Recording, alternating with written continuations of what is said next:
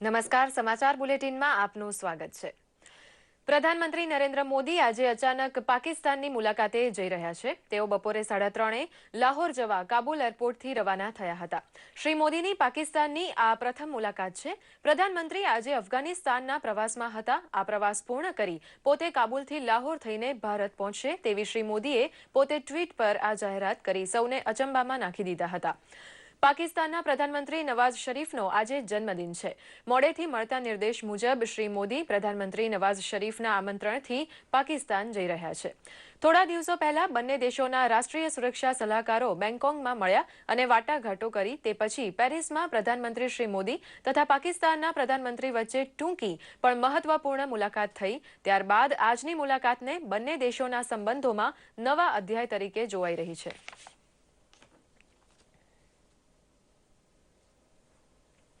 અફઘાનિસ્તાનના એક દિવસના પ્રવાસ અંતર્ગત કાબુલ પહોંચેલા પ્રધાનમંત્રી નરેન્દ્ર મોદીએ આજે અફઘાનિસ્તાનના નવા સંસદ ભવનનું ઉદ્ઘાટન કર્યું હતું।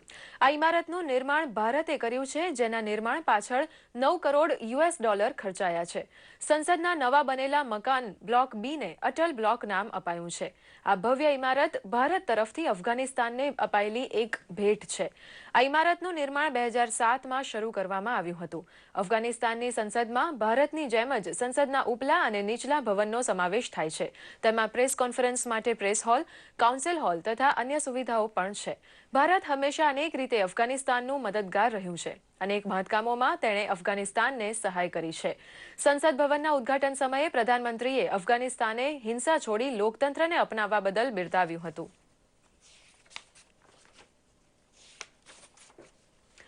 પૂર્વ પ્રધાનમંત્રી અટલ બિહારી વાજપેયીના જન્મદિન નિમિત્તે અમદાવાદમાં સ્પીપા દ્વારા ગુડ ગવર્નન્સ ડેની ઉજવણી કરવામાં આવી હતી। આ પ્રસંગે સ્પીપા ખાતે જુદા જુદા ક્ષેત્રના નિષ્ણાતોએ ગુડ ગવર્નન્સની પ્રણાલી પર પોતાના વિચારો વ્યક્ત કર્યા હતા।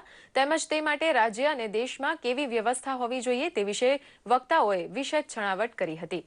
ગુડ ગવર્નન્સને લોકોની સુખાકારી સાથે સીધો સંબંધ છે, ત્યારે સમાજ, રાજ્ય અને રાષ્ટ્રના વિકાસમાં જાહેર જનતા, ચૂંટાયેલા પ્રતિનિધિઓ અને અમલદારોએ પણ સહિયારા પ્રયાસો કરવા પડશે, તેમ સ્પીપાના ડિરેક્ટર વિપુલ મિત્રા અને વ્યાખ્યાન પ્રવક્તા દિનેશ પટેલે જણાવ્યું હતું। આના માટે સૌથી વધુ પોલિટિકલ લીડરશિપ, ત્યાર પછી બ્યુરોક્રેટિક લીડરશિપ, ત્યાર પછી મીડિયા, NGO અને જુદા જુદા ક્ષેત્રની સંસ્થાઓ અને છેલ્લે નાગરિકોએ પોતે પણ પોતાની જવાબદારી અદા કરી સૌ લોકોનો અવાજ વિકાસની પ્રક્રિયામાં રહે અને સૌના માટે વિકાસ થાય એ દિશામાં જો પ્રયત્ન થાય તો ગુડ ગવર્નન્સને સિદ્ધ કરી શકાય। ગુડ ગવર્નન્સ એક પ્રોસેસ છે, જેવી રીતે ડેવલપમેન્ટ અને વિકાસ એક પ્રોસેસ છે। એટલે આપણે સતત આગળ વધતા રહેવું પડે, લોકોની અપેક્ષા વધે એને પહોંચી વળવા માટે આપણે પ્રયાસો કરવા પડે।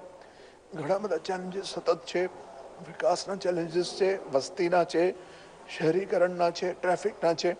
એટલે એ પહોંચી વળવા માટે આપણે જે કામગીરી કરી રહ્યા છીએ એમાં કેવી રીતે વધારે ઇફેક્ટિવ થાય અને આપણે ચેલેન્જને પહોંચી વળી શકીએ, એ સતત એક પ્રક્રિયા છે અને ચાલુ રહેશે।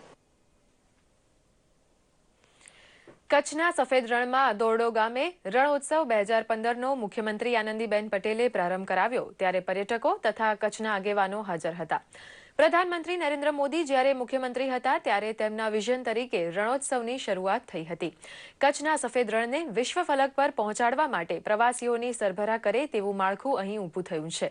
કચ્છની સંસ્કૃતિનો અહેસાસ કરાવતા રજવાડી ઠાઠમાઠ ધરાવતા ભૂંગા અહીં ઊભા કરાયા છે, તો સુખ સગવડ સાચવે તેવા તંબુઓની આખી નગરી અહીં રણમાં ઊભી કરવામાં આવી છે।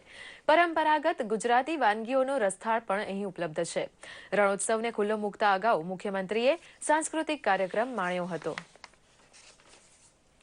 આજે વિશ્વભરમાં નાતાલની ધૂમધામથી ઉજવણી થઈ રહી છે। નાતાલની ઉજવણીના ભાગરૂપે અમદાવાદ શહેરના ચર્ચમાં ભગવાન ઈસુના જન્મદિનના ઉપક્રમે પરમ પૂજાનું આયોજન કરવામાં આવ્યું હતું। ખ્રિસ્તી ધર્મના અનુયાયીઓએ ચર્ચમાં જઈ પ્રાર્થના સભામાં ભાગ લઈ ઈસુના દર્શન કર્યા હતા। લોયલા ચર્ચના ફાધરે જણાવ્યું હતું કે નાતાલ એ પ્રભુ ઈસુના માનવતાના પ્રેમનું પર્વ છે અને લોકો પરસ્પર શાંતિ, પ્રેમ અને આનંદથી એકબીજાને સ્વીકારે એ પ્રભુ ઈસુનો ઉપદેશ હતો। ખાસ પૂજા વિધિમાં મોટી સંખ્યામાં લોકોએ ઉપસ્થિત રહીને વિશેષ પૂજા અર્ચનમાં ભાગ લઈ ખુશી વ્યક્ત કરી હતી। નાતાલ નિમિત્તે શહેરના ચર્ચમાં ક્રિસમસ ટ્રી, ઈસુના ગભાણ અને રોશનીથી ચર્ચને ઝળહળતા કરવામાં આવ્યા હતા। અને આ સાથે જ આ સમાચાર બુલેટિન અહીં સમાપ્ત કરીએ છીએ. નમસ્કાર.